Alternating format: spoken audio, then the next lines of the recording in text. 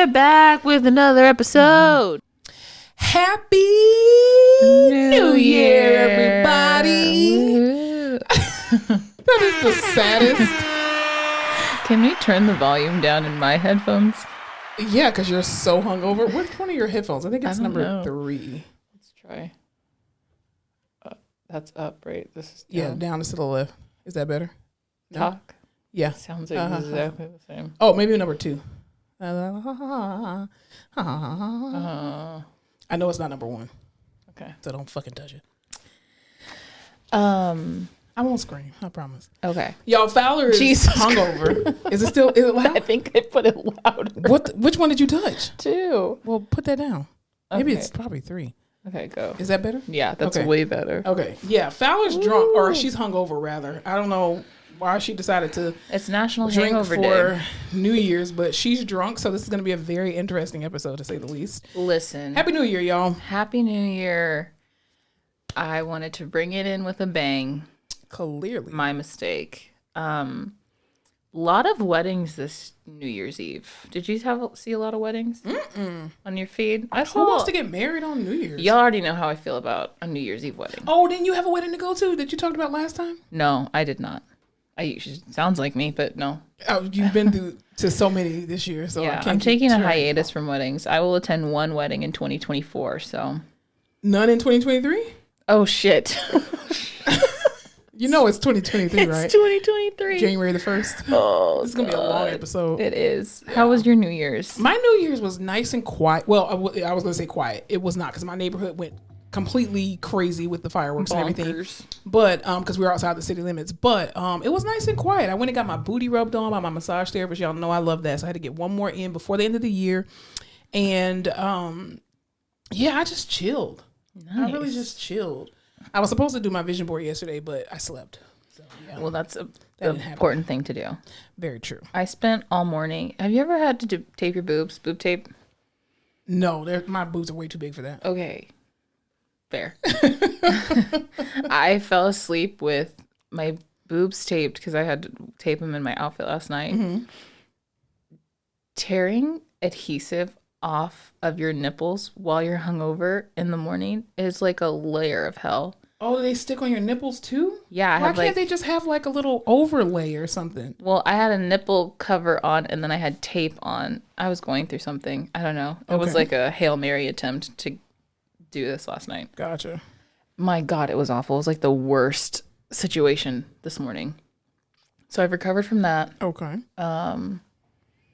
Man, 30 is going to be rough. Yeah. Hangovers are getting, I have like a delayed onset hangover at this point where I wake up in the morning feeling like P. Diddy, I'm okay. And then like I eat or drink water. My body's like, oh no, bitch, you're going to be hungover now. Yeah.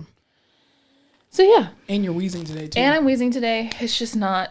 It just ain't it for me. But I'm hoping this is like the worst day of 2023 for me. Yeah. Are you a big resolution girly? No, I'm not resolution. I am a big vision board person though. Mm-hmm. Because I like to manifest what's going to happen or, have a goal, multiple goals for the year of what's going to happen. Those are good. Yeah, I'm not a resolution like, oh, I'm going to stop doing. Same bitch. Everybody's like, I'm going to stop vaping this year. I thought vaping was done. I thought we were done with the vapes. No, they're still doing vaping. They're still doing it, which is insane because you're going to die. Don't do that. I'm a fly by the seat of my pants type of girl. So it just messes up your lungs. I also don't have any resolutions. Do you do vision boards? No, I should. I mean, I journal. I'm not journal. Well, I do a journal, but I usually plan. I'm a big planner girl. I think, how everybody keeps saying, oh, if you're neurodivergent or you have ADHD, then you have all these planners that are unfinished. Okay, first of all, yes, that may be true, but I don't think I'm not claiming that for my life because I have a crap ton of journals or planners that are like unfinished. I'll be really good for like the first 90 days, and then I'm like, it's hard to keep up with a planner.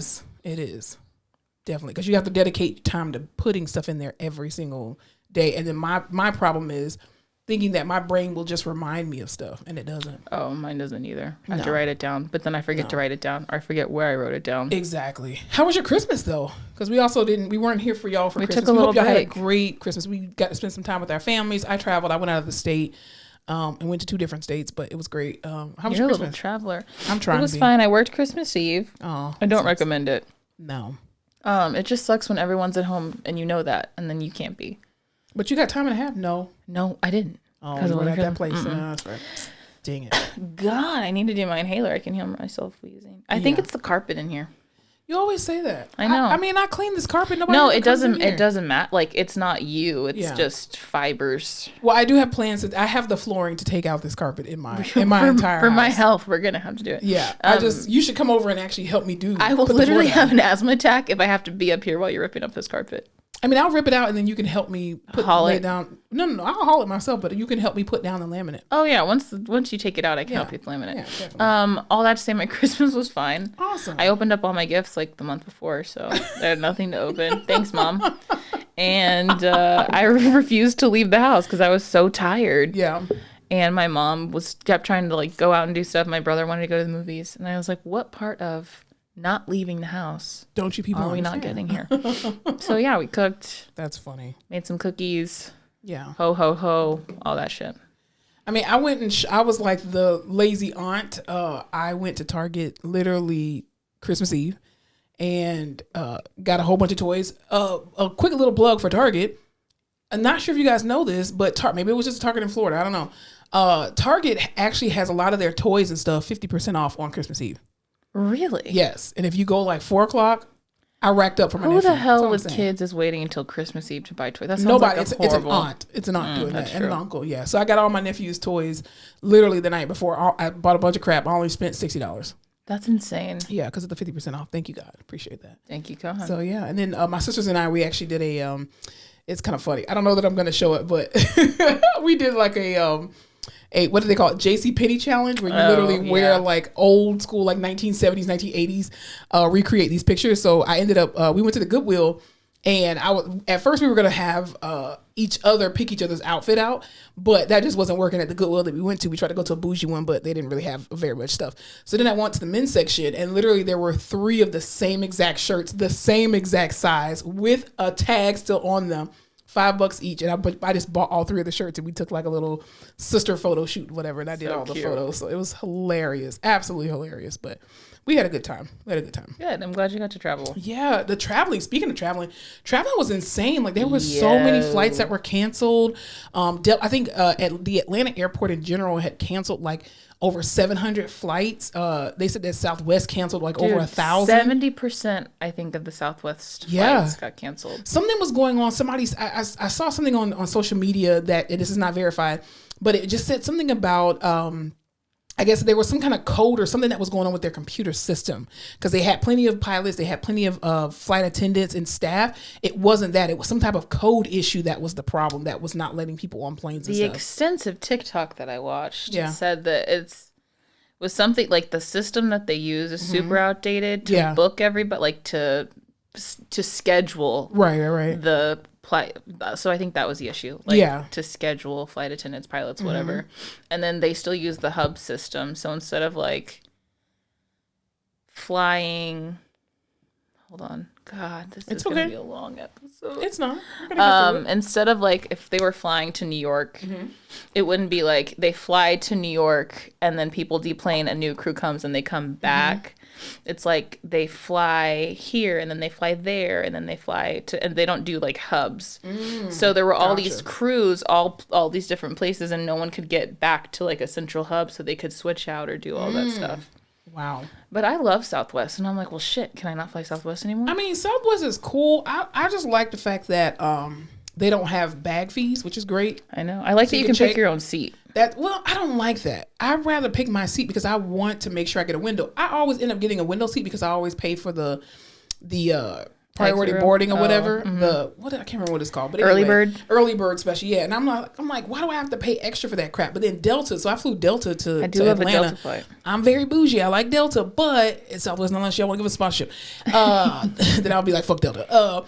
But no, on Delta, they do this thing now where they're like, oh, if you get the cheapest ticket, then they put you on basic economy, which means you're like the last one to board, and you get the middle seat. You don't get to pick your seat, and I'm like, you greedy bastards. They all started doing that a couple years ago, and it's just like you get the shit of the shit unless you want to pay like $500 for your flight. Exactly. I mean, it was horrible, but yeah, I mean, my flight going to Atlanta actually got delayed by like 40, 50 minutes. And then my best friend called me. She was like, oh my God, is your plane still coming? And I was like, why are you freaking out? She's like, they canceled like 700 flights. And I was like, really? I didn't get that notification. Delta just told me. Like, I was literally on the way to the airport and got the little notification that says, oh, your flight, instead of leaving at 6:45 or whatever, it's now leaving at like 7:17. I was like, okay. I mean, we didn't actually leave until almost 8 o'clock, but I didn't have a layover, which was great. They did offer, though, shouts out to Delta. They did, because they had to redo so many flights because of the winter storm and everything. They did send pretty much everybody that booked with them a hotel voucher. And so I was already on my way to my best friend's house from the airport. And then I got an email that was like, hey, we're so sorry for the inconvenience. Here's a free complimentary, hotel. And I was like, I'm very bougie when it comes to hotels. And I like to travel with my own sheets and blankets and stuff like that, and pillowcases and stuff. So I didn't have none of that stuff with me. So I was like, well, no, thank you for that. But I appreciate it. But no, I'm going to decline it. So who knows that? I don't know if they put people in roach motels. Did you see that someone's dog got shipped without them? Oh, Jesus. Because you know how like you can ship your animal, you can stow it, but they never got on the plane because all the plane shit was fucked up. So like the dog got sent somewhere. There's like luggage everywhere. No one knows where their stuff is. That's why I put an air tag in my suitcase. Yes, definitely. It's insane. Did you see the video of that lady having a meltdown at the Austin airport? No. She is screaming at the like flight attendants. I don't know if she couldn't board, but her bag was on something happened and she wanted her bag, and they were like, listen, once the plane is like the doors are shut, the plane's taking off. It doesn't matter that you're not on it. Like, we can't get that bag back. You're gonna have to go. Shoot. She was screaming at these people. You could not pay me to work at the airport. Yeah, no. Even like one of the ticket agents, she from Spirit Airlines, which you can imagine. Anyway, I guess they had canceled you know who wasn't canceling or who wasn't getting flagged for canceling all their flights? Spirit. Because they were. People already knew what the fuck they signed up for with Spirit. They cancel all the time. Them and Frontier, and they're horrible. But no, there's one stewardess, she kind of went viral because she was basically saying, if y'all gonna yell at us, we are not gonna help you and you will not be rebooked. And this guy was like, what the fuck are you saying? Like, you understand? We're stranded. I mean, she was like, that ain't none of my business. I just work here, okay? Work here. It was crazy because even too, this guy did hear on the news that this guy who lived in Alaska, he was waiting on a heart transplant during the winter solstice storm vortex, whatever. Ooh, that's a good name for it. Because they canceled all these flights, he could not. They called him and was like, "Hey, we need you to get here to wherever the fuck you're supposed to be." And he missed the flight got canceled, and so he missed out on getting his heart transplant because of weather. People was like, "Oh, that's fucked up," and I'm like, I don't think y'all understand how transplants work. I do, because I used to sit on a board for transplants, but it's a very small window, 8-hour window. To me, I'm like, so why for viability? Why would you live in Alaska or like the middle of nowhere, Alaska? I mean, it depends. If you were waiting for a heart, I would be like, I live 15 minutes from this hospital, and as soon as they say go, I'm fucking. But it depends on like what level he was on. If he was like status 1, status 2. Well, if he got a heart, he had to be up. No, that's not true. They're not gonna give it to like status 4. They could. It depends on the integrity of the heart and how old you are. That'll determine whether or not you get that one, because sometimes the hearts are not viable for a status 1. Like, oh no, we reject that one, and you don't know who else could have rejected it before he got it. But yeah, it's an 8-hour window for hearts, just FYI. In case you need a heart transplant. So yeah, and I mean, you can't wait. Once you hit a certain window, they're just like, we're moving on to the next person. So I'm just like, I just think having to be a flight away from a heart, that's too much time. Yeah, I agree. I absolutely agree.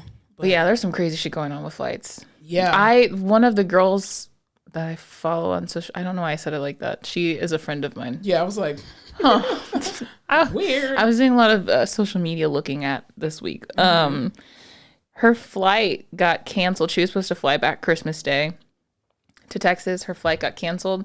They rebooked her. They were like, we can't rebook you till 4 days from now. They rebooked her. That flight got canceled. It just kept happening. Oh my God. I was like, God damn. That sounds like you in Machu Picchu. Let's talk about that. And that was Delta. Yeah, and there was no winter issue. No, they were just like, yeah, the plane's not going up. Mm-mm. Yeah, no. I mean, even for me coming back, because I drove from Atlanta to Florida on purpose because I was seeing people throughout. Anyway, and so when I came back, I had no issues, thankfully. I mean, coming to Atlanta, it was only just a 40-minute delay, and then once we got in the plane, once we all boarded, Then the pilot came on the thing and was like, ladies and gentlemen, and it always sucks when they're just like, Kevin Cross-check. Cross-check. Right. And so he's just like, folks, we have a little problem with the computer system. They have to be talking. I swear to God, they're on the mic like this. And then everyone's looking around because everyone's like, what the hell did he just say? No one knows. And he's just like, we're just having a little problem with the computer. Thank you for the flying Delta. And then we were like, huh? And the flight attendant came back and was like, oh, yeah, just a computer issue, whatever. Is that what he said? Yeah, exactly. Could have said there's a colonial woman on the wing. And then like 20 minutes later, he came back on. He was like, folks, we're just doing some paperwork. We're going to be on the in an hour and 40-minute flight. Thank you. The weather is, thank you for flying. Like, okay. Whatever that means. Oh my God. I definitely think it's almost like an anchor voice. It's definitely a pilot voice. Pilots, please explain why y'all talk like drunk, that. Probably. Gotta be. I mean, it's annoying because I'm just like, why do you have to talk so fast? Like, you're talking to people, right, who need to comprehend what you're saying. But anyway, so I was glad that my plans didn't get delayed. But to all those other people who were delayed, it was, especially when they were traveling with kids, I'm like, geez. Did you see, again, I was on social media all week. The group of people that their flight got canceled, they were all at an airport together, so they rented a Sprinter van and they all drove together to their destination. No, but that's a smart idea though. Or horrifying. Well, that's what Kawita, I'm quite sure she won't mind me telling this, but that's what happened to her. She booked on Spirit, which I told her not to do. and she was like, "Oh, we didn't have any issues going there." And then coming back, they had issues, and they literally had to drive from Vegas to California. They rented a car, drove from Vegas to California to catch a flight out the next morning because all of them had to be at work. Wow. I was like, that's insane. Yeah. Yeah. That's yeah, I would do the same thing though. I mean, I flew one time because I was on standby and I flew to Detroit, had no intentions on going to Detroit, but because I couldn't get out of San Antonio during freaking Fiesta because all the flights were full, I had to fly to Detroit to fly back down to Atlanta when I was living in Atlanta. What? Yeah, it was horrible. This girl who was a flight attendant, she was like, girl, you need to get on this flight with me. And I was like, okay, I'll trust this stranger. You work for Delta, whatever. Yeah. And I never did that again. I was literally in the airport from 6 a.m. and I didn't get back in town to Atlanta until like almost midnight. It was horrible. And I still had to go to work the next day. Oh, no. Yeah. There's nothing worse than being stuck in an airport. Yeah, because everything's closed then. So you don't even have like regular vending machines. And just like the anxiety level at that place everyone is just too much at the airport. Yeah. They should just hand out a Xanax as you go through security. Here, one for you. Exactly. It's insane. It's absolutely insane. But for New Year's though, it was really crazy. What were you telling me about Andy Cohen saying something inappropriate? Okay. First of all, do you remember last year when he got just plastered? Pissy drunk? Yes. Yeah, and so CNN did the whole thing where they're like, no more drinking. Yeah. Because Don Lemon too was a little wipe way wasted. Yeah. So again, this year we're not drinking. Mm-hmm. Anderson Cooper and Andy Cohen were interviewing. Are they married? No. Okay, they date somebody else. Okay. I keep thinking they're married. I'm sorry. I love Anderson Cooper. Oh, he's beautiful. Love him. God, Silver Fox. He can do nothing wrong. They're interviewing Nick Cannon, and he just had 5, 6, 7, 8. He just had his 12th child. Well, he didn't have his baby mama delivered his 12th child. Yeah. Congratulations. Very excited for you. God, what if all those kids go to college?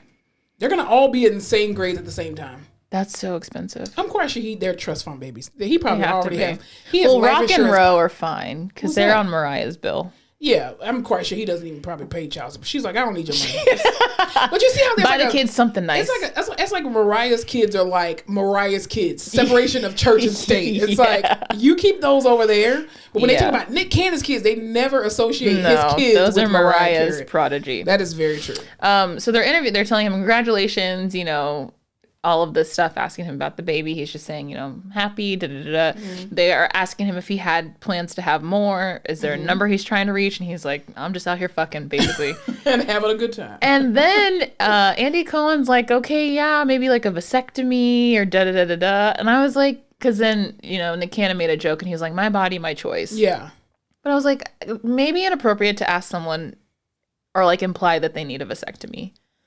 I don't know. It just felt like a really off-color joke for New Year's Eve. I just feel like gay white men and like old people of color are always with the fuck shit and saying something inappropriate. Like, you'll see them and they're just like, oh my gosh, you gotten so fat. Shut the like, this is why I don't come visit you. Like, white gay men and older people of color have the same issue with not having a filter. Because, like you said earlier, he would never say that to a woman. No, he would never be like, you don't think maybe it's time to get your tubes tied? He would never say that to Michelle Duggar. No. Never. Made a whole ass career off of her uterus. Seriously. I mean, millionaire now. Multi-millionaire. Go get your money, girl. Not without some issues, though. Very true. Family's a little sketchy. But yeah, I don't know. I heard it and I was like, oh, I don't like it. It just feels weird. Don't ask people. Yeah, it's inappropriate. Like, if you're not also, it's not like he's out here abusing his kids or doing something crazy. Right. And whatever his reason is for having that many kids, it's his reason. And also, organ harvesting. Well, I do believe that. But at the same time, he can afford it. Like, he's not on the system. He's not on welfare. He's not getting food stamps and whatnot. The mothers of his children, allegedly, well, it appears to be, they are very taken care of. You know what I mean? So it's not like this man is just having a bunch of kids and can't afford to take care of them, like that one man that was on Ayanna Fix My Life who had 38 freaking kids. Whoa. And I think it was a DJ at a club or something. He wasn't like DJ Envy. So I'm like, dude, you can't take care of all these kids. But yeah, inappropriate. Did you ever watch that show with Idris Elba where he was a DJ? No. That was such a good one. It was a show or a movie? It was a Netflix show. And he's like an aspiring DJ, and it's about him kind of getting his break, but he's also a nanny at the same time. It sounds like a fever dream when I'm explaining it. I was going to say, you should have won The Rock. It was some kind of romantic comedy or something like that? Exactly something The Rock would do. Hold on, because now I have to find it for you. Please do, because I've never heard of that. It's called like Good Time Charlie or something. Hold on. Interesting. I've never heard of that. And a 5, 6, 7, 8.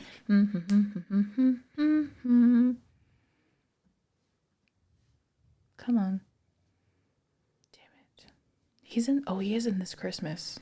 Oh, yeah. Did you watch This Christmas this holiday We season? actually did watch that at my sister's house. That is a classic. Did. No, I'm lied. I was watching on the plane coming back. Netflix. Sometimes the planes have good movies.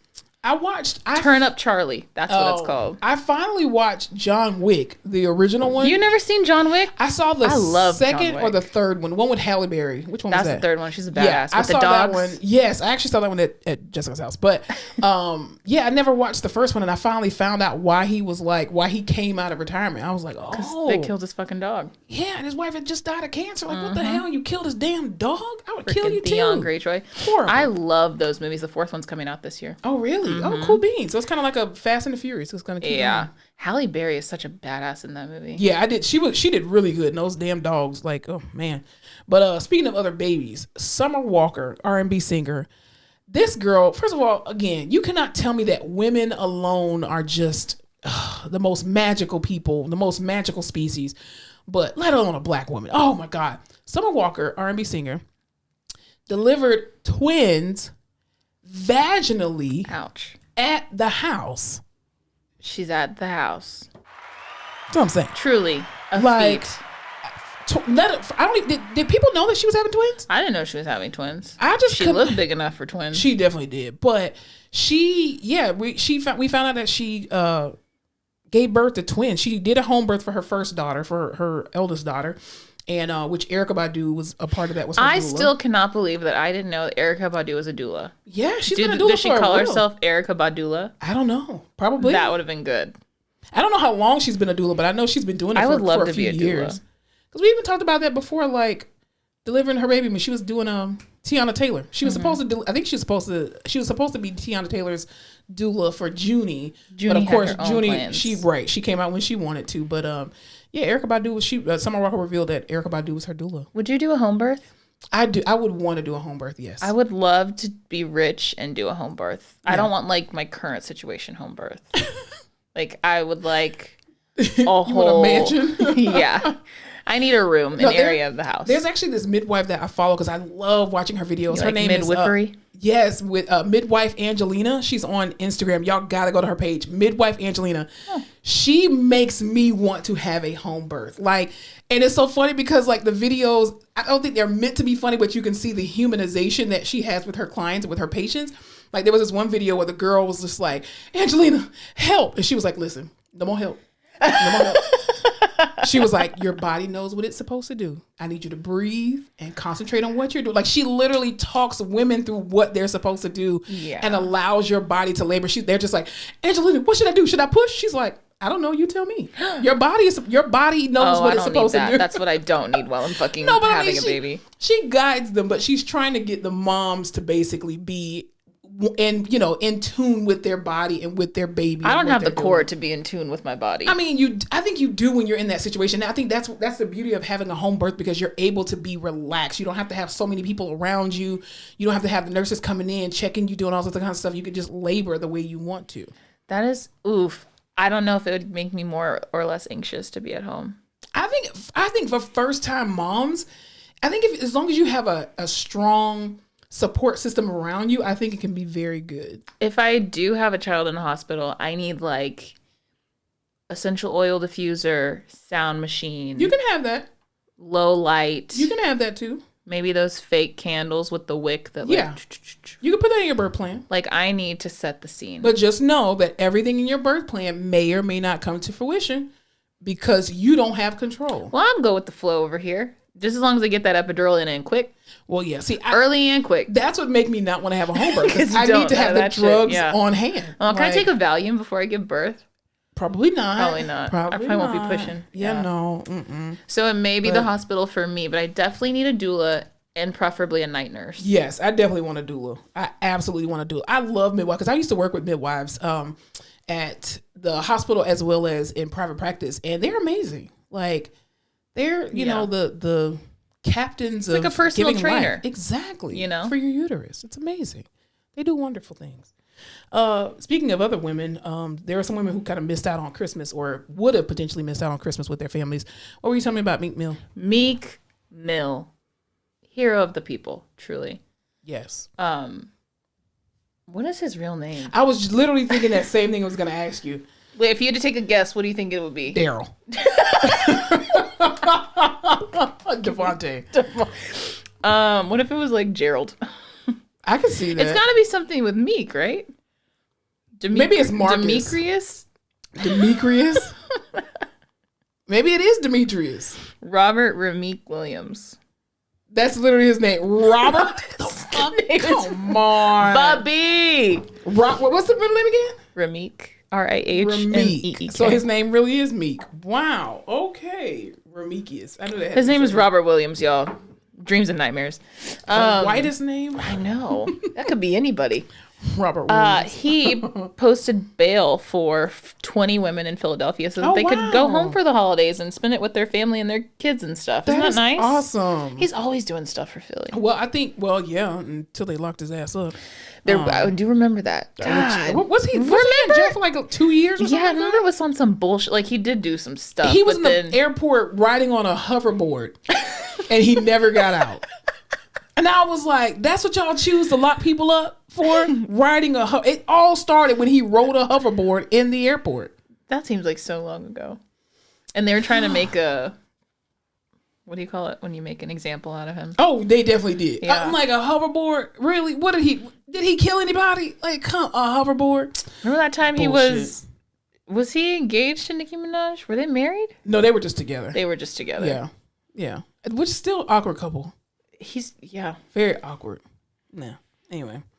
Sad news though. We got to talk about this. I want to talk about this, and this is going to be probably the bulk of our show today, and which is why our title is Journalism is Dead. So while we were gone, I know everybody's already, said their little think pieces about it. But y'all haven't heard us talk about it, so here we are. Exactly. So you're going to hear this today, damn it. So we got to talk about the Tory Lanez case that occurred and the verdict that was read, which he was found guilty on, what was it, all 4 counts, 3 counts, something like that. Yes, that too. Because we told you here on this podcast, we ride with Meg. Thank you. And so before I get into that real quick, Barbara Walters recently passed away, literally December 31st. I didn't realize she was so damn old. Yeah, she's been around for forever. In my head, she's 70 forever. No, she's been old all my life. She's literally been old all my life. Yes, but she just like was frozen to me at like that age. I have no idea. Yeah, well, I wanted to bring up Barbara Walters because I think Barbara Walters ties into that subject matter of the Tory Lanez trial because Barbara Walters is definitely a pillar in the world of journalism. I mean, she was pretty much the first woman to do a lot of things when it came to the field of journalism. And she was able to score a lot of these very impossible, you would say, interviews. And so, I mean, I remember she interviewed Fidel Castro at one point. The Kardashians. Oh, Lord Jesus. We can never go an episode without talking about these fucking bitches. She did, because you remember she was like, you don't have any talent. So, and she was very truthful. And, you know, most commonly she was, she created The View, or she was the executive producer, and she handpicked those women and to be able to, from all walks of life, different age groups and stuff like that. So, and she's really responsible for a lot of the journalists, the female journalists that you see now, Oprah Winfrey, Gayle, Katie Couric, Robin Roberts, who's Kathy the Asian Lee, lady? Lisa Ling. No, that's not the Connie name. Chung. There you go. And just, I mean, so many hosts of women, right? And the reason why I think she's so revered and so respected in this industry is because the true art of journalism is dead. And I really personally believe that. And it was really, a light was really shed on it during this Tory Lanez trial. And the fact that so many bloggers and these internet bloggers and internet blogger sites were reporting so much misinformation about this trial, and there were so many think pieces about it that were really harmful to, number one, women altogether, but number two, Black women specifically, and also to Megan Thee Stallion. And the fact that a lot of these facts came out, people were having to retract certain things and pull certain things when they were not even in the courtroom. They're just, playing telephone. You hear, I went to the store and bought some Skittles, and by the time it comes back to you, it's like, oh, a bear attacked me in the street. And you're like, what the fuck? It do be like that. I said. Exactly. And so there was so much misinformation that was coming from these blogging sites. And we just want to talk about how dangerous it is for misinformation. There's just no way to filter information anymore. No. Because it used to be like you hear it on the news or you see it in the newspaper. That's the source, right? Right. Now, all of those news outlets have social media along with all these yabos who also. So it's just like constant information. Everyone's a little bit different. You're like, well, you can't filter what's real and what's fake. I, all the time, will see something. I'm like, oh my God. And then I'll send it to someone. They're like, that's not fucking real. And I'm like, oh shit.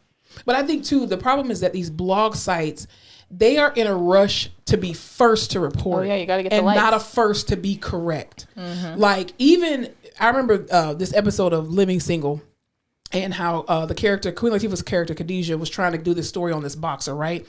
And her and Kadeen Hardison, who was like a competitor magazine, they were both working on the same story. Well, they were both using like these little underhanded ways in which to get the story and report it first. And Queen Latifah's character, Khadijah, ended up getting the story first because she owns the magazine and was able to send it to print a day early. And even just in doing that in real journalism, talking to people, actually doing interviews, like my cousin and one of my good friends, they both have degrees in journalism. And I remember when they were in college, them having to do actual pieces. Like they had to go and do research and look up articles and research like evidence-based stuff just to do nightly news. And it's like people, they get on social media, they get on Instagram and TikTok, and they put a green screen behind them. And then they're just, well, yeah, because in the news today, we had this, and that. And they give their own personal opinion. And it's just like, that's not facts. Then you had these lawyers on there, on these social media blog sites, that were given their play-by-play, but who weren't actually in the courtroom. And I'm like, y'all have a license and you're spreading misinformation with a license. Like, now, y'all would crucify medical professionals if we were out here giving misinformation. But you as a lawyer get to do that? Like, it's so stupid. And it's so, I'm just like, if y'all just say you hate Black women, please just go ahead and say you hate Black women. Because the amount of people that were just like, oh, see, she lied to us with Gayle and said that she didn't sleep with Tory Lanez. It doesn't matter if she slept with every NFL player, both current and retired. A feat. That has nothing to do with the fact that this girl was shot in the damn foot. And she didn't shoot herself. And then when they read the verdict of guilty. Oh, his daddy freaking out in the courtroom. I saw this comment on social media because I look at social media, but I don't believe it. But I saw this one comment. This girl was just like, I really wish that Megan Thee Stallion was just as petty as I was, because if I was her, I would take Tory's daddy screaming and make a song to it. Jesus soundbite. Yes, I would do the same exact thing. What did his dad scream out in the courtroom? He said something about Rock Nation and Jay-Z. And Jay-Z like, how I get in it? What? This is like that little soundbite where 50 Cent's like, you said fuck Floyd, fuck 50. Fuck 50, what did I do?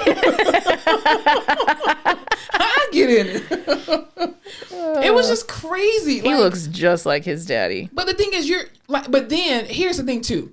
After the verdict was read, there was a couple of different things that really bothered me about that. Oh, he said, this is a wicked system. Yeah, your son shot somebody. And he said, he was yelling about Rock Nation. This is hilarious. But then what was crazy was a couple of days after the verdict was read, because he got put in jail and the verdict was before Christmas, what ended up happening was someone magically leaked this audio of the phone call between him and Kelsey. Y'all are so for real. Y'all know those calls are recorded. You can watch. Listen, and I'm quite sure y'all probably played in the courtroom. I know y'all have seen movies about jail. Yeah, y'all know those phone calls are recorded. Absolutely, they absolutely are. Did I listen to that phone call? Sure did. 3 times. And the fact that he's apologizing and people are trying to, make these think pieces and dissertations about he could have been apologizing for just sleeping with the both of them. No. Come on now. Let's use a little bit of common sense. And again, if you had a jury of your peers who all looked at the facts, because the facts were Megan got shot. Mm-hmm. Another fact, she didn't shoot herself. Mm-hmm. Another fact, the gun was Tory Lanez. Mm. You're not an American citizen or U.S. citizen. You're a Canadian.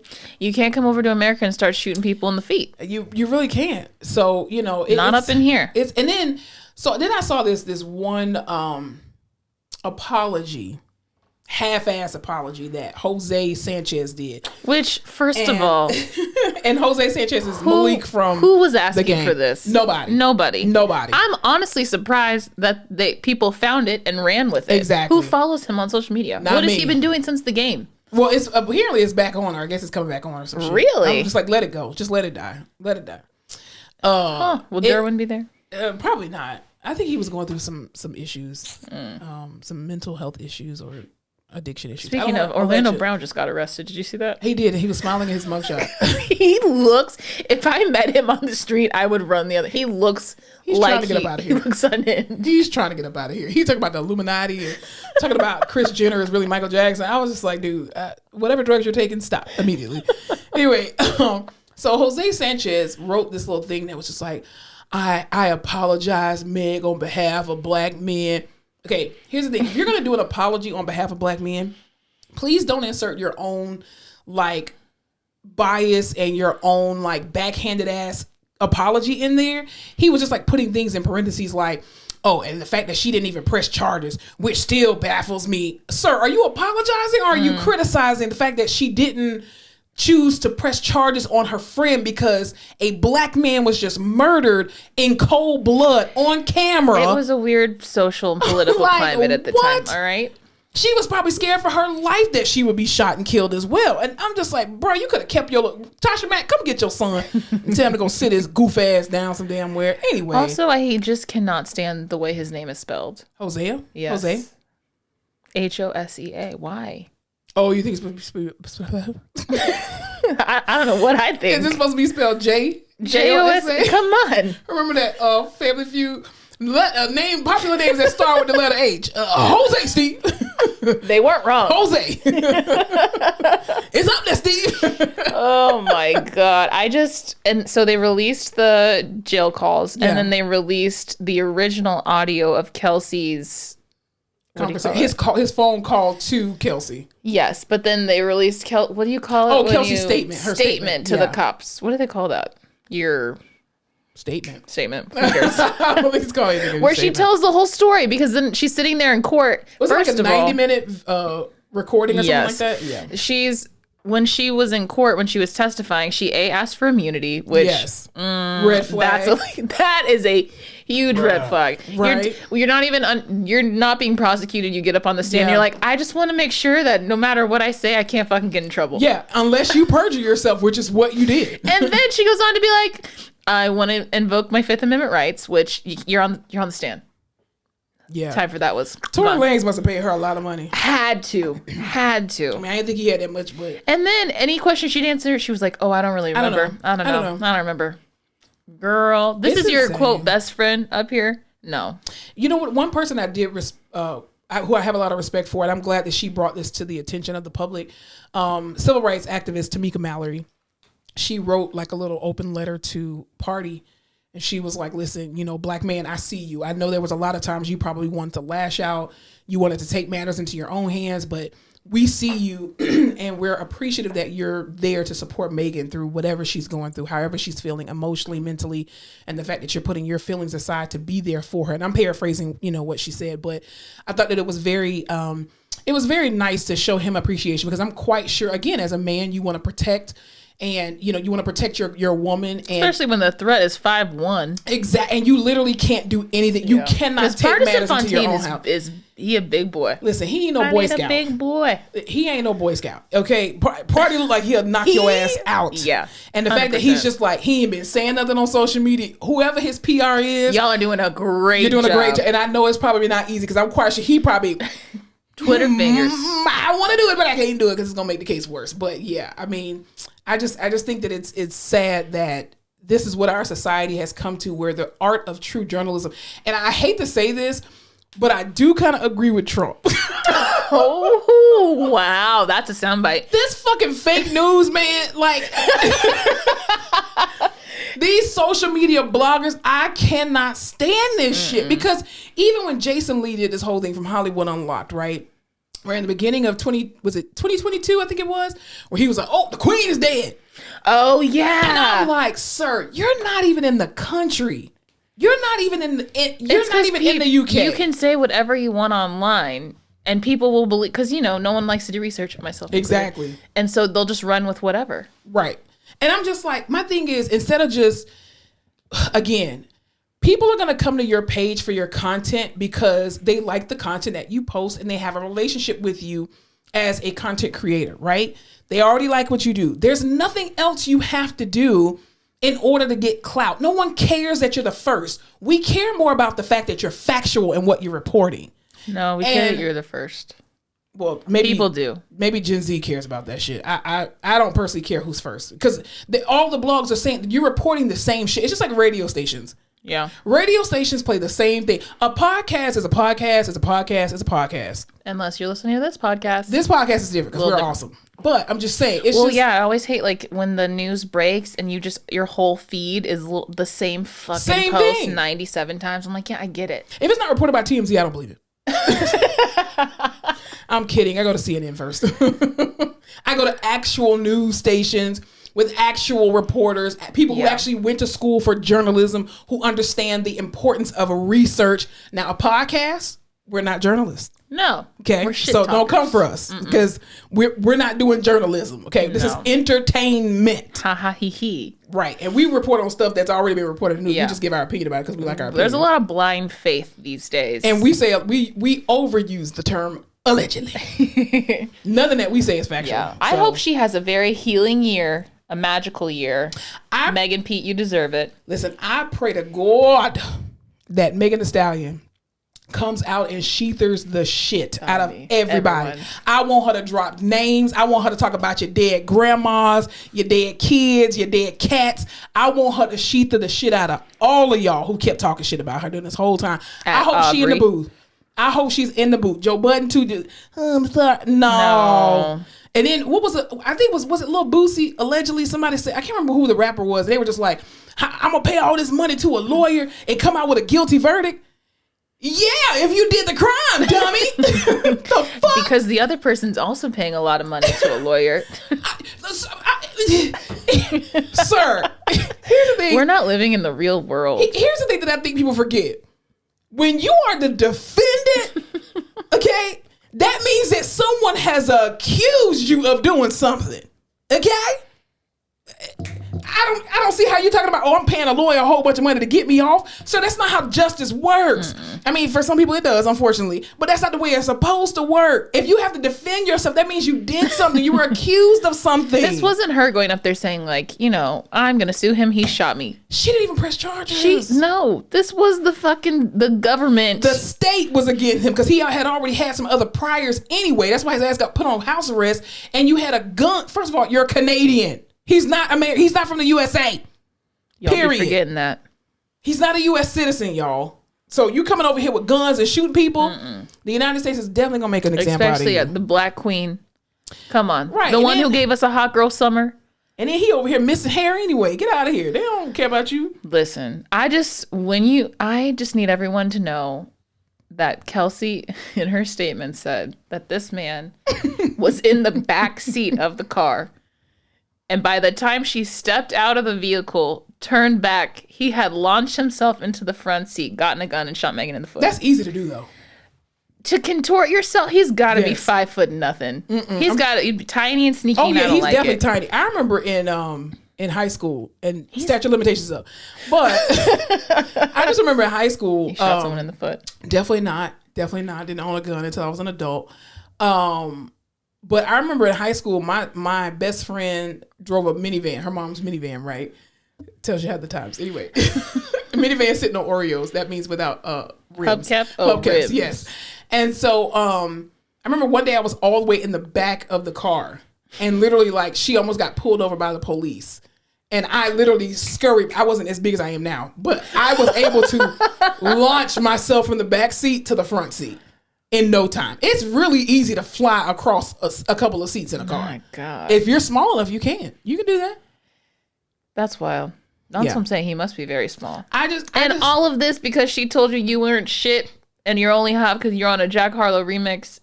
Facts. Here's the thing that I think is very interesting. I think this is a big lesson for a short lot of men with bad tempers. Not that, but I think this is a good lesson for people in friendships. I mean, we keep seeing time and time again how friendships and your associations are so important. And Kelsey had put out on her Instagram story, and this is from the Shade Room because I don't follow that girl, and I don't follow Shade Room either, but I just happened to see this and it was funny because somebody else posted it. Anyway, Kelsey put on here for the new year. She says, I thank God for keeping me aware of the enemy's plans and schemes against me. I thank God that I'm able to recognize the traps and avoid them. #blessed, #new year. Ma'am, you are the scheme. You are the trap. You are the trap. The phone call is coming from the inside of the house, ma'am, and it's you. You got the phone in your hand. They got you on record lying. Like, the traps. You and this boy set up a trap for Megan. What? How much did he pay you? Oh, and do you remember when they asked her if Tory Lanez had ever offered to pay her money, and she said yes, and they were like, "Well, what was the money for?" And she was like, "My endeavors." What endeavors? Nobody even knows who you are. It was just money. If Megan would have never gotten shot in the foot, no one would know who Kelsey is. And then if it comes out, oh, she's married, her husband's like, I stand behind her 100%. Yeah, because you deposited that money into y'all account. That's a joint checking. Oh my God. I'm just like, does he have money like that, do you think? Tory Lanez? Because he had said that he had offered both of them $1 million. I feel like $1 million is just an arbitrary number you think sounds like a lot, so you're going to offer it. Like, I'll give you $1 million, whatever you want. He offered Megan $1 million? I thought that he had offered both of them $1 million to not say anything. Well, you can't offer $1 million to a millionaire. I mean, that's even stupid. If I have $1 million, I will accept $1 million more. Not in an attempt to be quiet. No, yeah, but I'm just saying, like, in general. But I'm wondering if he really has the fun, like... He's probably like Elon Musk. I'm going to get it. I don't got it right now, but I'm going to get it. He's trying to afterpay. Exactly. Can we break this down? When I put this album out, it's going to drop. Yeah, just and all gives her royalties. Exactly. Which is like, your record company going to eat that up anyway. So... She'd have to hop on a song with him just... Well, and then you did a whole diss record because you were emotional... And was like, oh, who shot you, ma'am? Oh, I love all the people pulling his old tweets where he's like, no weapons formed against me. Again, no weapons formed against you will prosper. They prospered, bitch. And it's not weapons. It's your karma. Like, it's just a consequence. You're reaping what you have sown. Lord. Like, again, we are a Megan Thee Stallion Stan podcast, and Megan, I can't wait for the album to come out. She could spit on my face and I would still love her. Not that. No, you cannot. But I'm ready for that album to come out. And I pray I hope she like Remy Ma Sheether. The way Remy Ma Sheether the shit out of Nicki Minaj. Like, I pray she come 10 times harder than that. I'm ready. She knows some good shit. I just want to listen to the record and be like, ooh. Did you see all the celebrities who were unfollowing her? Unfollowing who? Megan Thee Stallion? Uh-huh. Wow, no. Did I make that up? Allegedly. It's fake news out there. We don't know. Shade room. The shade room is so toxic. Jesus. I know. I wish sites like that. But the best part about the shade room is it's like these quote news stories about celebrities, but then it'll be like, what are you thankful for this holiday season? Post it in the comments, or like what does Charlamagne say? Ratchetness and righteousness. Yeah, it's horrible. Exactly. It just oh God, it's bringing the black community down. I hate it. Absolutely hate it. Let me see if I can find celebrities unfollow Megan Thee Stallion. Yes. Hold please. And I want her to call every last one of them out in a song. Fans have been tweeting about how Rihanna, Drake, Kylie Jenner, Nicki Minaj, and Ciara have all unfollowed Meg Thee Stallion on Instagram. Why do people even know that those people follow her? Is my like, why are you paying that much attention to it? Rihanna has not you. I'm talking about shit. Rihanna has removed her Savage Fenty collab with Meg Thee Stallion from her website and unfollowed her.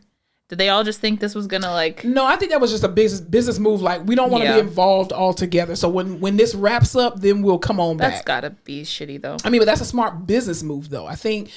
I mean, I wouldn't say do what corporations did with Johnny Depp. Absolutely not, because those allegations were allegations from an estranged. Well, okay, nobody got shot. Okay, so.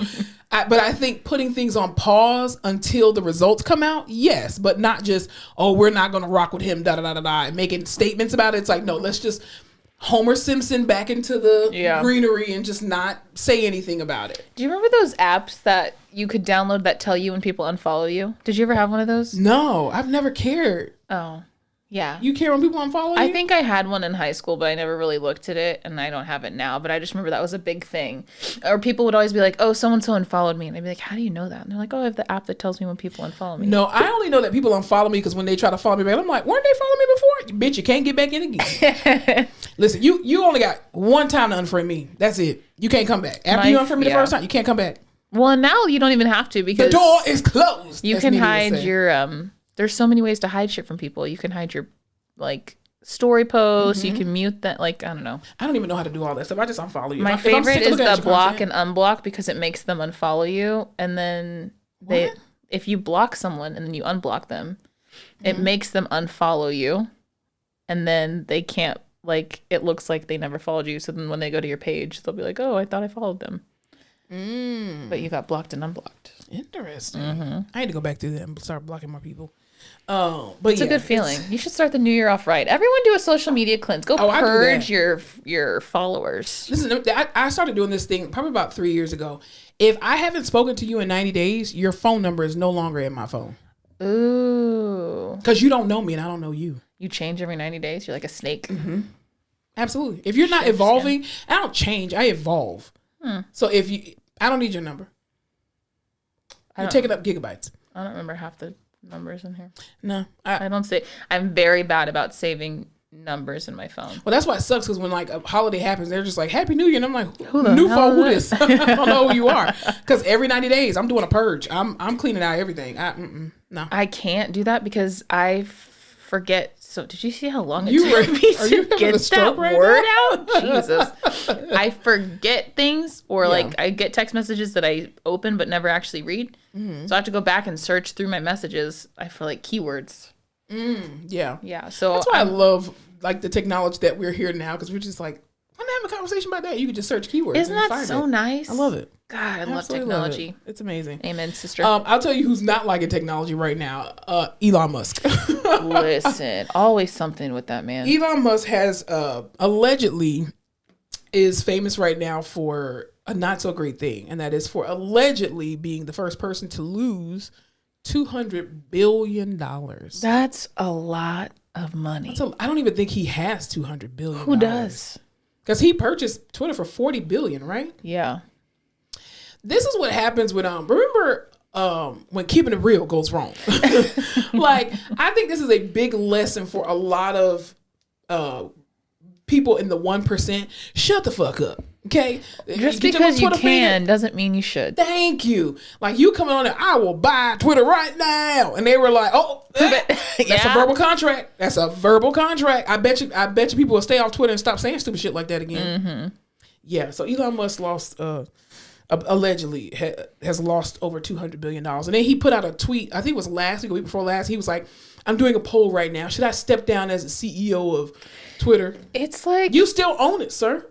I just don't know how I feel about people of his caliber being allowed to use social media and try to pull us into their shenanigans.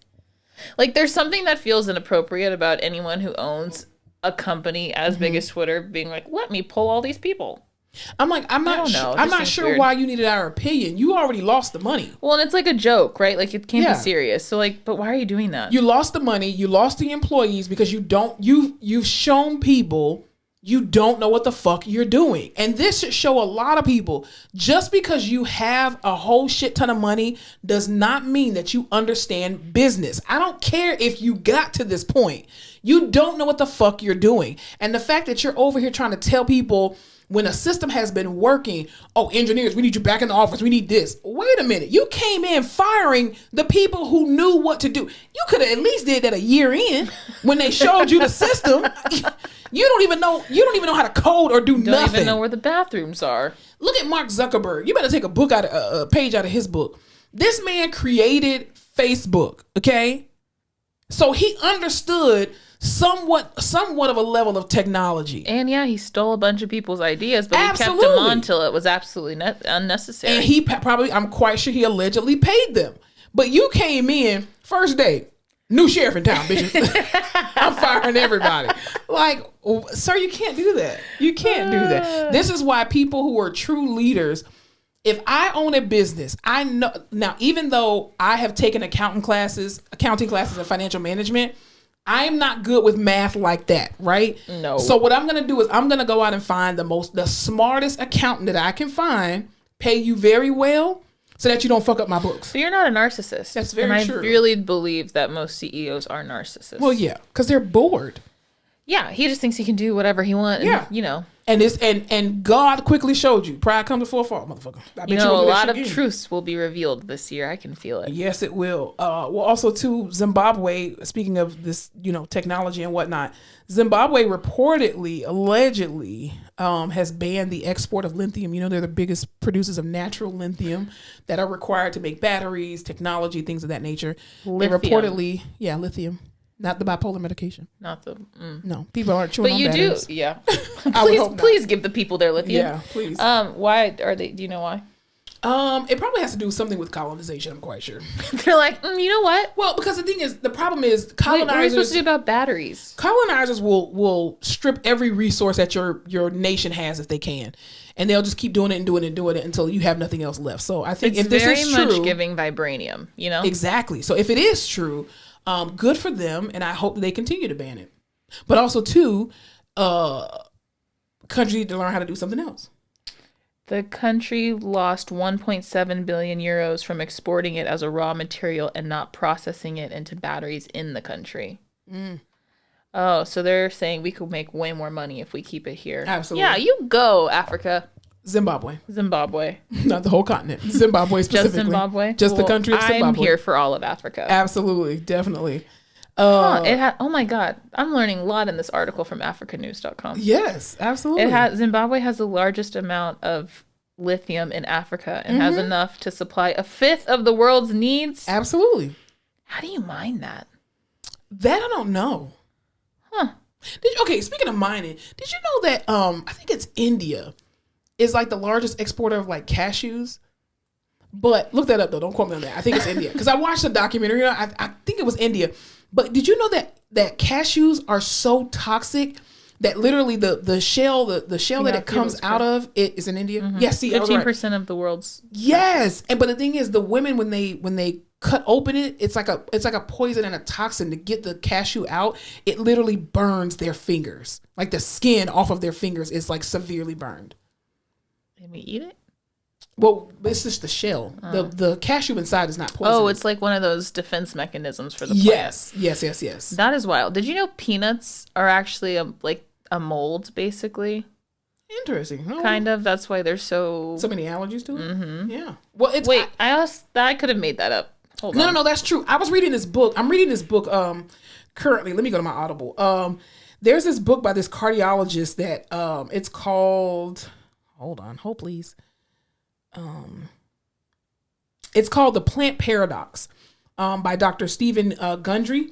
And I'm reading this book, and I've been reading this book for a little while, or listening to the audiobook. Anyway, he basically breaks down the defense mechanisms of a lot of plants, because people think, oh, I'm vegetarian, I eat a bunch of lettuce and blah, blah, blah, blah. He was like, but you realize plants are quote unquote animals. They're a species, and every species has some type of protective mechanism. So when plants bear fruit, a lot of the times the fruit is actually the defense mechanism. Not in all plants or not in all fruits and stuff like that, but just they deter you by saying, hey, eat this, don't eat me, because I can keep reproducing. Yeah. Isn't that wild? Yeah. It's smart. Plants. That was like, amazing. What is the movie where the grass is releasing shit that's making people go crazy and kill themselves? I don't know, but it sounds like a really good apocalyptic movie. It's got a famous white guy actor in it. Gerard Butler. No. The Rock. He's not white, but he's definitely not white. Is it The Happening? You ever see it? No. Is it apocalyptic though? Yes, it is. And Mark Wahlberg is the white man I was thinking of. No, I need to watch that. So it starts when people just are like walking down the street, and you just like I think it's in the trailer, but someone just like falls out of the sky. People are just like mass suicide. And no one can figure it out, and they just know it's happening. It's like they think they know something's spreading, but they don't know what it is, and everyone's freaking out. And interesting. Yeah, you would like that. Watch it, because I love this. This is M. Night Shyamalan. He did that one. Shyamalan. You know what I'm saying? You're having a stroke, and that's fine. I know. Do we want to talk about Ozempic, or do we want to go into what we're watching? There's Ozempic shortages, by the way. We had an episode previously about Ozempic parties. But now, because of the rise of people using Ozempic as a weight loss alternative, people who actually have diabetes cannot get their Ozempic. So if you're using Ozempic and you don't have diabetes, shame on you right now. Let those diabetic people get their damn medicine. Yeah. It's also called, I think, Wegovy as well, too, is the name. Yeah. Also, too. There's another and like one that starts with an M, too. Monoleucast. Shut the hell up. What are we watching? Oh my goodness. I watched the new Knives Out, Glass Onion.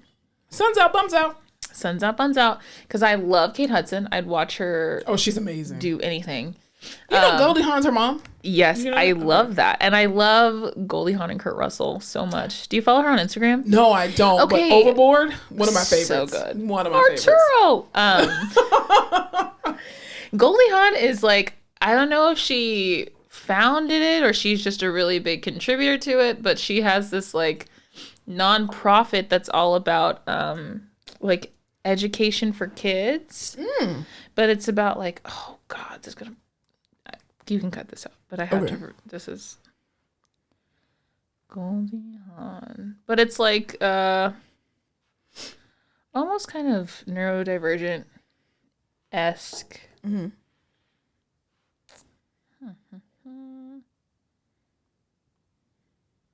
Mind Up, that's what it's called. It's a nonprofit. We love those. I do. It's like a man when I say that. Jesus. She is the founder. Okay. And it's like Mind Up is all about improving children's mental health. So like taking brain breaks during school and meditating and working on like ways to express your emotions. I don't know. It's really cool. Okay. All I say, love Goldie Hawn. Yes, definitely. What is it called? Glass Onion was good. It wasn't as good as Knives Out to me. I was waiting for like the big something to happen. Like things happen and you're like, okay, surely this is working up to something bigger. And I never got to something bigger. Love Janelle Monáe. Yeah. She's a great actress. She is. She did great. Yeah, she's morphing into a really great and actress. And I love Daniel Craig. So I don't like her personality, who she's become, but I like her as an actress. Oh, really? I think she's...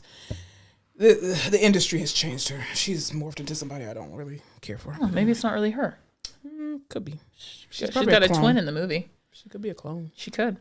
So that was good. And then I watched Oh, I started the series Kaleidoscope on Netflix, which they're the nepisodes.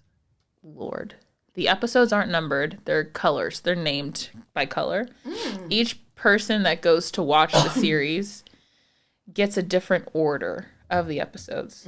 So they're all... Almost like Black Mirror. Yeah. So, but everyone ends on the same episode. Okay. So you can watch them interchangeably. It's about some kind of heist, and it's jumping forward and backward in time. I will say, if you have ADD, it's a rough one. So it's like a Kill Bill movie. You gotta pay attention. I hate movies like that. Goddamn Quentin Tarantino. I hate that shit. I know, but I'm already like 1.5 episodes in, and I'm like, I need to figure it out because there's so much going on. And now I want to know because the episode I started off with is like at the end. So now I'm like, well, how did everybody end up here? So now I'm trying to go back. It's interesting. I think the concept is really cool too. Yeah. But now I'm like, well, shit, is someone going to spoil something for me? Because like if I watch, episode number technically 4 first and someone else watches 1, it's going to screw me over. Yeah. But it's good. I don't know if you'll like it. It sounds like I won't. Yeah, it's kind of a lot of work. Yeah, no, I don't want to do all that. And I am horrible at paying attention, so it's been a rough one for me. Last thing I watched was this super cute Amazon Prime Christmas movie called Something from Tiffany's with one of my faves, Nathan from Insecure. Cool beans. He's a beautiful man. He's beautiful. I haven't seen him in anything since Insecure. No, he's just been down there dancing with BBWs. I love it. Oh, we love that. He been at concerts dancing with BBWs. Love it. He's in it. Shay Mitchell's in it. He plays this like not single dad. He's dad to this cute little girl. And what a Christmas movie. Let me tell you what happens. He is going to propose to his girlfriend, Shay Mitchell. Beautiful. And there's this other guy who's, just kind of like a little fuck dating this girl. They both go to the Tiffany store. Nathan buys an engagement ring for his girlfriend because he wants to propose to her. This other guy's a piece of shit, buys his girlfriend a pair of earrings because he can't commit. They mix up the bags. Wouldn't you believe it? And so then Nathan's like, well, shit. Yeah. Okay. So then this guy goes home and he's like, well, don't ruin it for people. Well, this isn't all in the preview. No spoilers. Okay. Basically, no spoilers. Nathan has to get the ring back. Gets a little friendly with the girl. Yeah. The other girl. Just a typical New York whirlwind romance, Lord Jesus. It was so super cute. He's such a good actor. Yeah. And you said it was on Amazon? Amazon Prime, yeah. And like great color diversity. Okay. We love a strong black lead. Yeah. People of color. It was really cute. Highly recommend. Cool beans. That's all I got. What are you watching? I watched the new Matilda. Y'all know I hate reboots. Is it a musical? It is, and I hate that because I hate musicals. Except for Sister Act. That's a great musical. That is a really good. But Lauryn Hill, the first one? Yes. Or is Lauryn Hill the second one? She's in the second one. Second one, yeah. But the first one had really good songs. Eye for an eye. They did not sing Joy to the World. What did they sing? Joyful, Lord, we adore thee. God of glory, Lord of love. Hearts are full like flowers before thee. Help me in the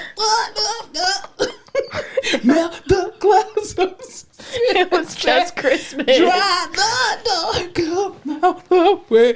Drive it away.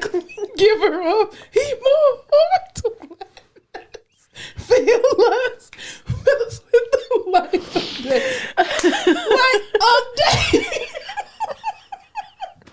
I love Sister Act. If you are not watching this on YouTube right now, you have to see my concert. Oh, go to our YouTube to see what I just did. I just did a whole theatrical thing. I'm returning to my body. Yeah, so I watched Matilda. Why? Because my mom wanted to watch it, and my sister and my nephew. Oh, okay. I thought this was like you were sitting at home and wanted to watch Matilda. He only watched about 20 minutes of it, and he got up and started playing with his dart guns or whatever. Anyway, who was Miss Trenchbull?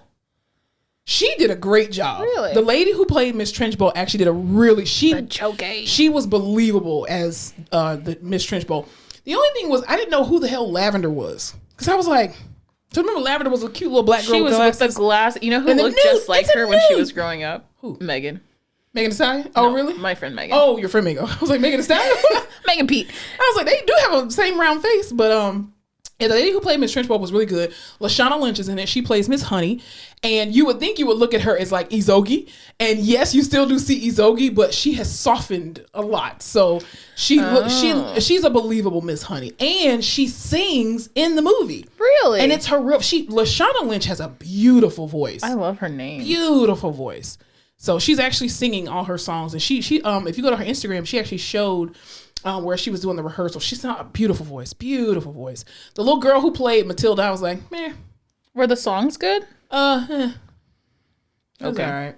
I mean, the first Matilda was perfect. There was no need to redo it. But did you know that the girl that plays Lavender? No. That's Matilda. That's Matilda. Mm-hmm. Did you know that the original Matilda, her mom, what's the original Matilda's name? God dang it. It was right on the tip of my tongue.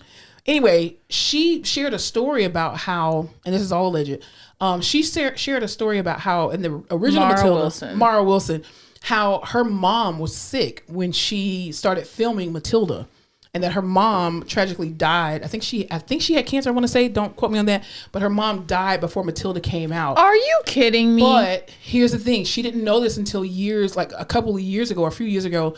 Danny DeVito actually begged the studio to give him an early copy so that her mother could see the film, and her mother saw the film before she died. And he never told her. I know. When I heard that, I was just like, "You got to be freaking kidding me!" I love Danny DeVito. I pray that that's a true story. If it's not, don't tell social media. Please don't let me know. I want to believe that. So right. bad. I was like, "Oh, it's so sweet." I also watched a movie called The Big Four, where these 4 kids who were orphans basically turned into like assassins or whatever. This is not spoiling it. And they were raised by this one guy. Giving Umbrella Academy. Yes, very much so. Yes.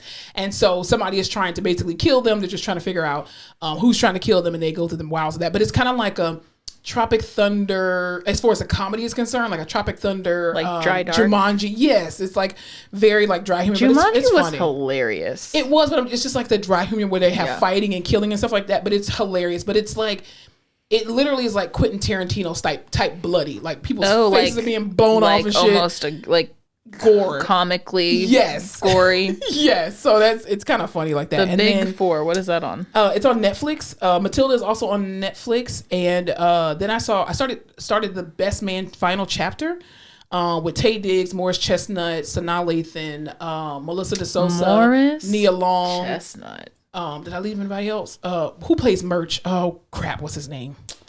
Can't remember his name. But anyway, Murch, y'all know who that is. Anywho, so what is it about?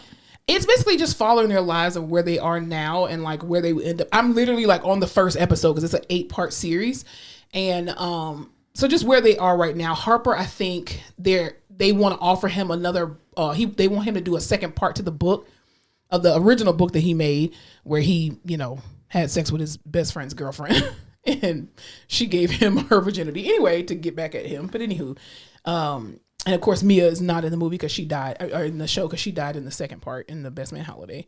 How many Best Mans are there? Just 2. There's the Best Man and the Best Man Holiday. Mm-hmm. Okay, yeah. So I'm caught up. Which is, to me, the Best Man Holiday honestly was better than the first Best Man. I like the Best Man Holiday. Yeah, it was when they really do their good. little dance thing. It was just great character development, and that to me was like, that's when you know that a sequel to something is worth doing. Like, even I feel like that about Sister Act. Sister Act 2 was definitely better than Sister Act 1. Because yes, kind of like how Shrek 2 to me is better than Shrek 2. I agree. Okay, thank you. I agree. The Best Man is when he runs away from the wedding, right? Or like not runs away, but he's like, that's when they find out about all the secrets, all the stuff. shit. Yes. Okay, so yeah, the Best Man Holiday is better than that one. Yes, because it just shows great character development and growth for all of them. Yeah, you just like they had to set the scene in the first movie. Yes, and whoever wrote the Best Man Holiday, that script alone, just the storyline was absolutely. There was not a single unnecessary part of that movie. Like that whole movie was just beautiful, beautifully written. So the final chapter so far, like I said, I'm only on the first episode, but it's really, really good. Huh, really I'm gonna have to watch. And that's actually on Peacock. Is Terrence in it? Yeah. Okay, you said that. Mm-hmm. Yeah, he's in it, and you can watch it on Peacock. I think Peacock still has their free trial. They were doing like a where you can get it for 99 cents for 12 months. What? So just paying 99 cents per month because that's what I have because I did it last year, like the middle of last year or whatever. But yeah, it's worth it. Support. I think I have too many. What like subscriptions? I definitely because I keep doing. They know what they're doing when they give you the free trial because I forget to cancel. Well, the thing is you got to find friends who have certain things and y'all just each one just pay for something and then you just share your passwords. Yeah, that's what I do. But now Netflix is charging you per account. Fuck that's you, on Netflix. it. Yeah, truly. Yeah, that's true. All right, you ready to head on to the Rehab Corner very quickly? Quickly, run. All right. So in the Rehab Corner today, we are talking about simulations in PT and OT school. I saw this TikTok earlier in the week that was hilarious. It was a nursing school where this one instructor, they mocked out like this hospital room, hospital bed, the whole nine, and they were just walking the students through. And the dummy can actually talk. It's like very reminiscent of like an episode from Grey's Anatomy where Richard Webber was pretending to be the patient and all this other kind of stuff. And so they actually have dialogue with the students to try to simulate as closely to patient care as they absolutely can. Let me ask you this question. When you were in OT school, did you have a simulation lab? Yes, sim lab. You had a sim lab? Yeah, they built it. It looked like... What did you have in it? There was one room that looked like acute care, like triage beds, ER. Y'all had actual hospital beds? Yes. That's why I thought I was going to hate acute care because I hated that sim lab because every time I tried to move a patient or something, I'd like rip the O2 tubing out of the wall. I could never do the vitals machine. And I was like, I'm not going to the hospital. We had that. And then we had a room that kind of looked like a sniff room. And it had a bed and maybe like a table and some stuff in there. A little chest or drawer. You know what they had? Like. So did y'all have actual dummies? Or did y'all... No, we were the dummies. Okay. Actually, you know what? Now that you say that, we did have dummies. I had dummies? Because we had to put, I don't know why the hell we had to do this, but someone had a full body cast. You know, you know how you have to turn them to put the full body cast on? Yeah. We had to do that. And I was like, this is the dumbest shit I've ever done in my life. That's the difference between going to a black school and a PWI. Because funding is everything. We did not have a simulation lab. We had nothing close to it. We did not have a hospital bed. They have one now. What to do? We had to practice on each other. And let me tell you this. Your classmates are the worst at trying to mimic clonus or spasticity because or a stroke. How do you do that? You cannot fake that. Remember they'd be like, be a dependent transfer. I'm like, how do I get my body to do that? I'm not going to let this person drop me. So of course I'm going to kick in and move myself. It was horrible. So basically for our labs, what we had to do was our lab test. You and another person went in there and then you had to ask a question like, oh, give me 3 exercises to do for this. Or, I'm a 75-year-old patient. What exercise would you do? And I'm just like, what? But to their defense, a lot of the teachers that I had were no longer practicing at the bedside. And so they were too far removed, which is why I think that every professor who teaches PT, OT, whatever field you're in, you should do a minimum of 1 shift per week, 1 8-hour shift per week, so that you are still up to date on what to do. My professors were younger, not super young, but probably like mid-30s, 40s. And bitch, we young. Not super young, but mid-30s and 40. I'm never doing this podcast with her again. I meant like they weren't 25. Horrible. But it was in Austin, so everyone had to have a fucking second job. No one can afford to live there and be a teacher, so they were all still practicing. Yeah. But there was the hospital room, but then in the like sniff room, it was basically like 2-way glass. Is that what it's called? Yeah, 2-way glass. 2-way glass. So like you'd be in this classroom, right, sitting with everybody, and then on the other side of the mirror you could see into the room, and that's where you would like act shit out. And that's where they would do like Jerry Psych, and they'd be like, okay, one of you is a 75-year-old man with dementia and the other one's a therapist, and you have to get him to do a leisure activity today. So there we go, trying to act like, it's weird. It's a very weird thing to cosplay someone's dementia. Yeah, no, we never had that. But yeah, we never had that. And it's weird. I hated having to, like, you can't see. It's like you're being interrogated. Yeah. It's very strange. I think the blessing for me personally was that I worked in labor and delivery for 4.5 years when I was an undergrad. And then 2, I worked in 2 private practice offices. So I already knew I had bedside manner already. And so I developed, clinical judgment as far as just not not feeling what's the word I'm looking for? I felt confident enough to go in and actually fake it till I make it, and at least talk to you as if I knew what I was doing. I think that's why I'm such a great talker anyway too with patients, because I'm just like, if I talk with confidence, you're gonna believe what I'm saying. Yeah. See, my saving grace was I'm a Gemini with Jesus. A Pisces rising, which meant I am a liar. I'm a bullshitter, and I also live in a fantasy world. Okay. So I would go in there and wheel and deal. Yeah. I'd be like, oh, everyone has to watch me right now. This is now my show. We're turning it on. You weren't like that as a student when we co-treated and co-eval together. No, I'm talking about in simulation lab. Oh, okay. Yeah, no, not in the real world. Yeah, you were definitely like... with real people connected to real machines, absolutely not. You were like, no, I'm just going to let her do it. But in this little safe space where I just had to pretend, I was like, oh, it's like I'm on freaking TV. This is perfect. Yeah. But I remember it was a good thing to do because I have like very specific memories of other people going and my professor literally pulling them out, like, because you have to discuss it when you're done. And her just being like, just try to be less awkward with your patient. Or like, that's a very strange thing to say to someone that you're working with. And I was like, yeah, these people are fucking weird and someone has to tell them. Did you feel like it helped you though in clinical practice? Like when you went to your clinicals, did you feel like the simulation lab helped you, or did it mimic like an unrealistic environment?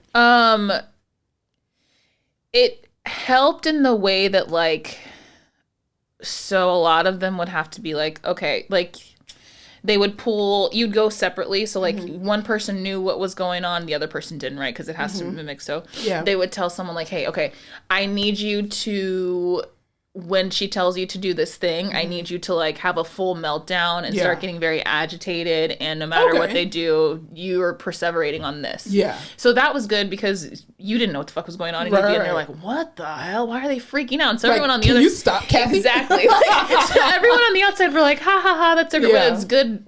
It's good practice because you like when your patient starts doing that, you're like, oh shit. I don't know what to do. And you just have to kind of think on your feet. Yeah. So I will say that was very helpful.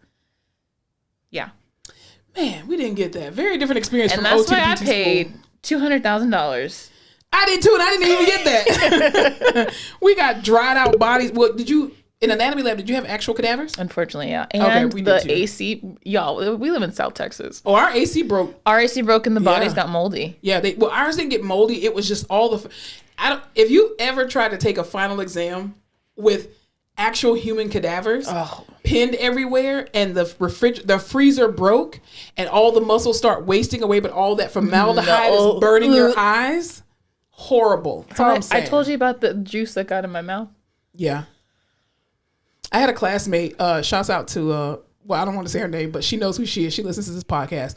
Anyway, actually my apothecary. Anyway, I remember we were cutting up this cadaver and her and I were cutting and whatnot. And she was doing her scalpel some kind of weird way. And a part of the fat from the patient, she flicked her scalpel and it like landed right there next to her eye. And so she starts running with this scalpel and she's like, ah! And we were like, she's running with the scalpel. She's running with the scalpel. It was the grossest thing. She like freaked out. And then like that same day we had like the abdomen open. And our teacher, Dr. Tory Lanez, was like, oh, you want to look right here. Da-da-da. And I used to always wear my hat because I was looking like a bum. And so I leaned over and my whole hat just fell right in the cabinet. He was like, see, this is why I tell y'all not to wear hats in the cadaver lab. Da-da-da-da.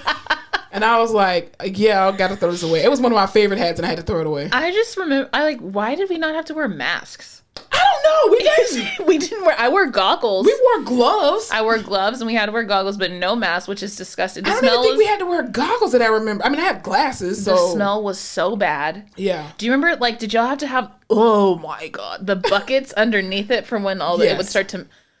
Or when you're peeling off the skin and stuff and you had your bucket. And then the thing is you couldn't throw the stuff away. You had to just keep keeping it in your bucket as the semester went on. So you literally would take your cadaver out and then you had this bucket that was like on the bottom of the table and it was just like great. Awesome. So thankfully PT did all the dissecting, like the cutting. Oh, yeah, we just went in and got to like fuck around. Yeah, because they used to tell us label it, the muscles, all that stuff. They used to tell us too, like we couldn't touch the face. So the face was usually covered because they were like, oh, we got to send them back to the medical schools and stuff like that. But a lot of times we ended up cutting up more of the stuff than OT did. So for PT we got a chance to cut. Thank God I didn't have to cut anybody open. Yeah, it was fun up until that final exam. We were like, yeah, no, our eyes are burning. One of our classmates, she was pregnant and she was like going into labor at the time, and she was just like, I can't be in here. And she actually had to get permission from her doctor to see if the formaldehyde was like dangerous to her and her baby and all that kind of stuff. She had a healthy baby boy, but the smell, dude, you know how bad I am with smells. The smell you never would forget get me. formaldehyde. No, it's you will disgusting. never forget disgusting. Yeah, and the brain would. I don't know why the brain would gross me out so bad. Did y'all get a chance to actually see the brain? We dissected brains. Really? You didn't do brains in neuroanatomy? No, bitch. Yes, we did fake ones. I mean, not fake ones, but like. They were on a piece of paper. No, we had like all sagittal and all the slices of the brain and chunks of it. I mean, we did that in like A&P, regular A&P. You did that, and you did it with. I think we had was it a cow brain or a sheep's brain? It might have been a sheep's brain. I think we did. We had whole ass human brains, and it grossed me out. Really? Neuroanatomy, yeah. Y'all had some money. I hope so. I was paying it. I mean, we were paying it too, but we didn't get all that shit. I don't know what they were doing with that though. Damn. But yeah, I wish we would have had a simulation lab. But, it was fun, and it was good because if you'd never been in, a hospital or something, it was good to have the bed. And I've never put a full body cast on someone, but I guess I could figure it out now. True, very true. I mean, in integumentary, we debrided an orange integumentary class. What is that? It's like your skin class or whatever. You're making up words. No, integumentary system. That's your skin. You've never heard the word integumentary. It's not ringing a bell. The integumentary system. You can keep saying it. I don't know what the fuck you're talking about. Your skin. Is that what it's called? Oh my God. Our body's largest organ? Yes, the integumentary system. Huh, that's interesting. Who gave me a degree? Multiple. Seriously? What? Maybe that's the section I didn't study because I knew it wasn't going to be on the test. Integumentary.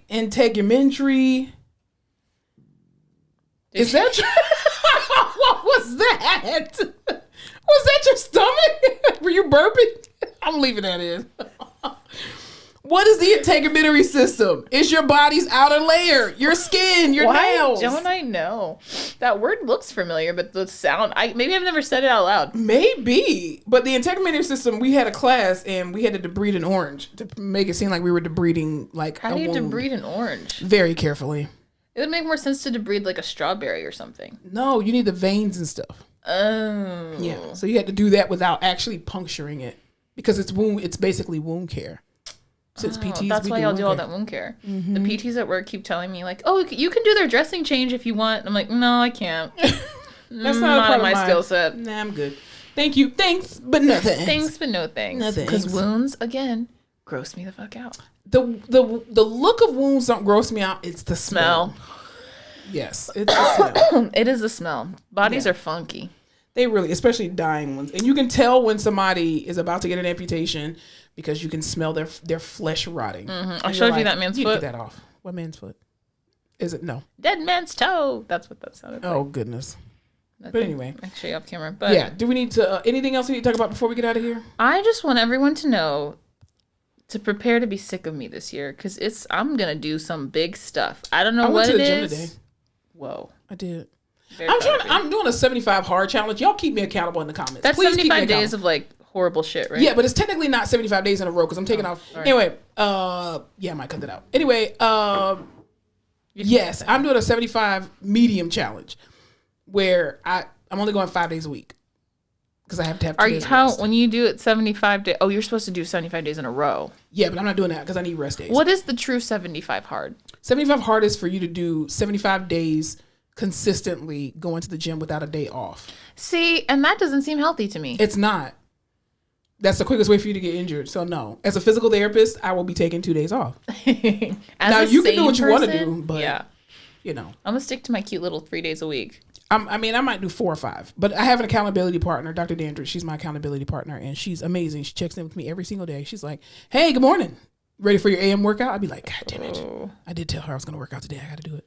You got to do it. So, yeah. It's so good for you to work out. It is, but I want to give my body a fair chance. First of all, I got to get this weight off, y'all. I cannot continue to be a fat physical therapist. I can't. An obese physical therapist. But also, 2, I want to go back to my college weight. How long ago were you in college? Rude. Just. Which college? Undergrad or grad? Which college weight are you trying to get back to? I'm trying to go back to undergrad. Okay, so when were you in undergrad? I was in undergrad starting at 2002. 20 years ago. That was 20 years. Holy shit. Yeah. You've been out of college for 20 years? No, I started college. I'm sorry. You've been out of college for 16 years? I've been out of high school for 22 years. Damn. Yeah. That is insane. Why? No, not 22 years. 20 years. 20 years. My math is off. It doesn't make that much of a difference. It's still 20 fucking years, but yeah. Damn. You don't feel old to me, but when you say stuff like that, same. It really puts it in perspective. Same. You and me both. Until I speak it out loud, I'm like, God damn.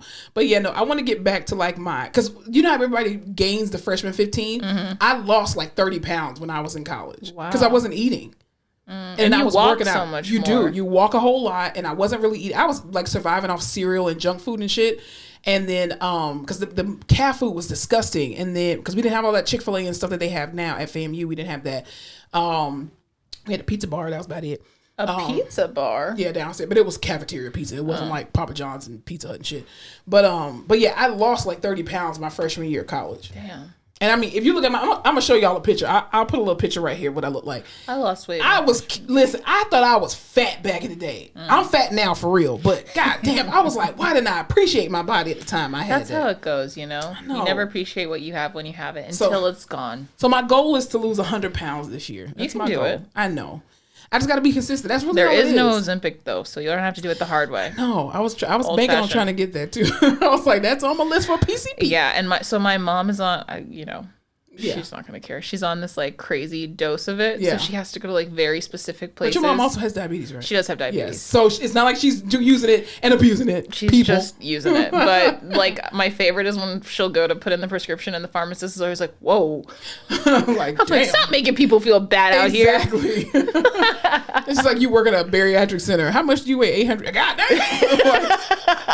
Why? Poker face, people. Poker face. Jesus. No, you can do it. That's it's good to set goals. I'm bad about setting goals. I just think about it. I'm like, yeah, I'll work towards it. And then what happened? The problem with me is I stopped being consistent. And like, I was really doing good when the pandemic first started. Like, Cece was my accountability partner. And I was going to the gym every single day. Like, I was doing really good. And the pandemic happened. And I was like... The pandemic took a lot of wind out of a lot of people's But I'm like, I can't... Honestly and truly, I could not go to the gym every day and then be lifting patients. People. Yeah, that's because these were vented patients. I was like, this is my workout. And and we were working 10-hour shifts. Sweating your ass I off. was sweating through... I remember I used to have to change my scrub top because I sweat through it that bad. And I'm like, this is now becoming disgusting. Like, I'm sweating through this trash bag that I'm in that's a patient protection gown or whatever. So it was disgusting. But yeah, that's my goal. And that's what I try to tell people, because like, ideally I would work out at 4:30, right? But then when you go to work and you're lifting people, I'm like, my God, this is really hard when you've done a workout already. Well, I was doing like last year, I was doing like 2-a-days, which actually really helped. I was doing like 30 minutes of cardio in the morning, like a little YouTube video, Glow with Joe. Great person to follow. Glow with Joe.